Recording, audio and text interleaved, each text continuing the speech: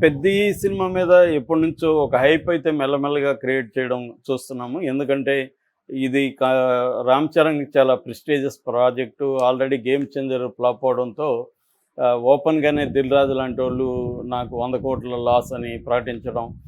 దీనివల్ల బాగా bad name వచ్చింది. ఒక 'త్రిబుల్ ఆర్' తర్వాత ఈ ప్రాజెక్ట్ ఎందుకు ఎంచుకున్నాడు రామ్ చరణ్ అన్నది వచ్చింది. ఎందుకంటే 'త్రిబుల్ ఆర్'లో అతను గ్లోబల్ స్టార్‌గా ఎదిగి నెక్స్ట్ గ్లోబల్ లెవెల్‌లో వెళ్దాం అనుకుంటే, ఒక ఫ్లాపుల్లో ఉన్న శంకర్‌ని ఎప్పుడో ఓల్డ్ హార్స్ అంటారు. అలాగే ఓల్డ్ హార్స్‌ని విన్నింగ్ హార్స్ అనుకోని వెళ్ళడం ఎందుకు? అందరూ ఇప్పుడు యంగ్ డైరెక్టర్‌ని పెట్టుకొని చేస్తుంటే ఇతను వెళ్ళాడు. అది కూడా పాత సబ్జెక్ట్. అది చూస్తేనే కథ వింటేనే అర్థమైపోతుంది అది ఓల్డ్ సబ్జెక్ట్ అని. దాన్నెందుకు ఎంచుకున్నాడు అనేది కూడా అప్పుడు విమర్శలొచ్చాయి. దాని తర్వాత ఇప్పుడు 'పెద్ది' స్టార్ట్ అయింది. 'పెద్ది' పట్ల ఏదో ఇతను ఉప్పెనిచ్చాడు కదా బుచ్చిబాబు, మళ్ళీ హిట్ ఇస్తాడేమో, డిఫరెంట్ హిట్ ఇస్తాడేమో అనేది అందరూ అనుకున్నారు. దానికి తగినట్టు ఏదేదో రకరకాల హైప్‌లు అయితే క్రియేట్ చేసుకుంటూ వస్తున్నారు.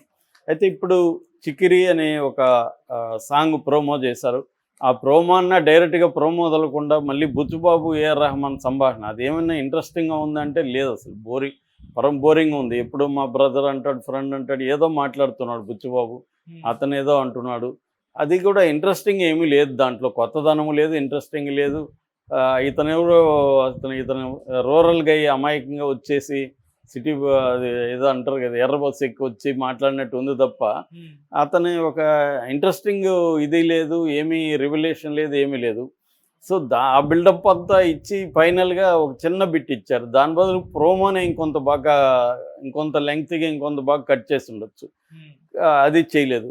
పైగా చేసింది కూడా 'చికిరి ఓ చికిరి' అని ఇది చేశారు. అదేమో ఆ పాటలో ఎనర్జీ లేదు, కొత్తదనం లేదు.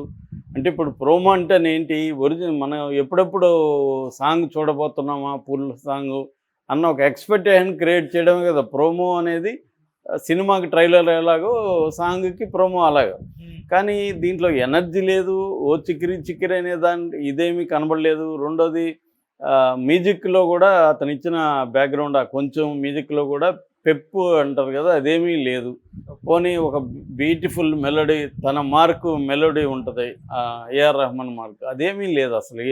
ఇది ఏఆర్ రెహమాన్ చేశాడా? ఎవడైనా కీబోర్డ్ ప్లేయర్ చేసేసాడా అన్నట్టుగా ఉంది తప్ప, ఏఆర్ రెహమాన్ సిగ్నేచర్ గానీ, అతని మార్క్ కానీ ఏమీ కనబడలేదు.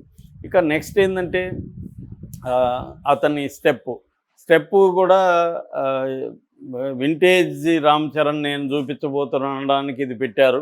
ఆ స్టెప్ చూస్తే అదేమీ చిరంజీవి ఎప్పుడో చిన్నప్పుడు వేసిన స్టెప్, అది అనేక సార్లు వచ్చేసింది అది. దాన్ని అందరూ అనుకరించేశారు. చిరంజీవి చేశాడు, అల్లు అర్జున్ చేశాడు, చాలామంది చేశాడు, ఎన్టీఆర్ చేశారు, ఈవెన్ అందరూ చేశారు. దాన్ని మళ్ళీ ఏదైనా కొత్తదనం ఉండాలి. అంటే జానీ మాస్టర్ దానికి కొరియోగ్రాఫర్ అని చెప్తున్నారు. జానీ మాస్టర్కి ఇతనికి ఈ మధ్య కాలంలో ఒక కెమిస్ట్రీ బాలేదు. ఆల్రెడీ 'గేమ్ చేంజర్'లో కూడా 2, 3 సాంగ్స్ జానీ మాస్టర్ చేసినవి చాలా బాలేవు. అసలు ఏమీ లేదు దాంట్లో, కొత్తదనం లేదు, ఏమీ లేదు.